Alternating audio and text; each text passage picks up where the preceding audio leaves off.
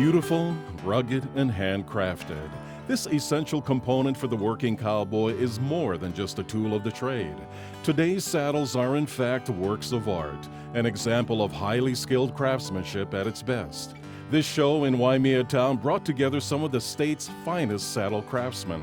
They spoke of its history, how it's made, and the fact that some of these have been in families for generations. A lot of them were hand-me-downs. They were family sort of heirlooms that Grandpa rode, and that's what made the importance of knowing how to repair. And a lot of the fellows that were adept at repairing really began to make whole saddles from scratch. They are known as the standard Hawaiian tree saddle. Crafting begins with the nenele'au, or wood from the sumac tree. It's a very strong but lightweight wood in which they take the fork of a tree and invert it, and by carving they become the fork and dally horn of a saddle. The next stage would be to finally finish that wood so it lays nicely and looks nice.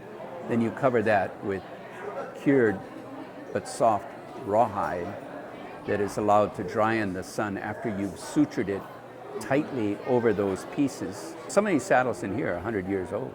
Made out of rawhide, the saddle is allowed to bend and flex, making it easier on the horse. And especially when you rope a bull or a cow, and that puts a lot of stress on the horse's back through your dally horn or your pommel. Well, the fact that that saddle is somewhat biological, it has a little bit of give to it, thanks to the rawhide. That saves the horse's back, and of course it helps relieve some of the impact on the bull on the other end of the lasso. The early Hawaiians were navigators first, cowboys later on. As they learned the art of saddle making, they related it to the parts of a canoe. For instance, the saddle horn up front on the Big Island is called an okumo. Okumo is the front piece of a canoe. Now in a canoe, you see a semi-round splashboard that's either at the front and or at the back of a canoe.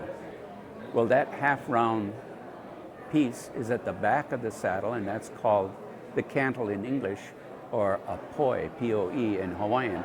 That's what the canoe part is called.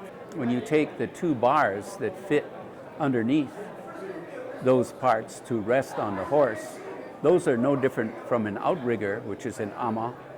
The cowboys called the bars an yama or iyama. Iyama would be the two bars.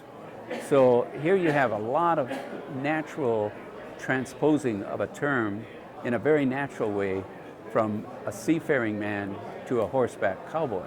And each saddle maker finishes with a unique signature. That process is called laukuni, leaf brand.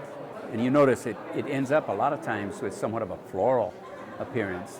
A lot of people are unique to them. That's their kuleana, so to speak. It'll remind you of tapa print. It has that geometric design to it that is so typical of tapa, is so typical of laukuni.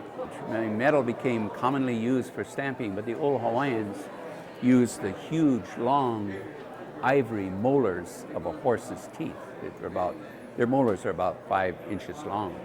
And the Hawaiian would carve the reverse image of the laukuni and flatten the top and pound it into soft leather, and it would come out the laukuni without metal. Maui, Molokai, Kauai uses a lot more leather than Big Island guys. They'll cover almost the whole saddle, kind of Western style, in leather. And there you see not only laukuni, but you see the use of silver dots, or brass dots, or little brass diamonds. Little decorative finishing touches that helps to personalize each saddle. On average, it takes about 200 hours to complete, which could sell for about $2,000. The Paniolo Preservation Society hopes to make this an annual event in Waimea Town each September. The history and creation of the Hawaiian saddle, celebrating the craftsmen of this true Hawaiian work of art.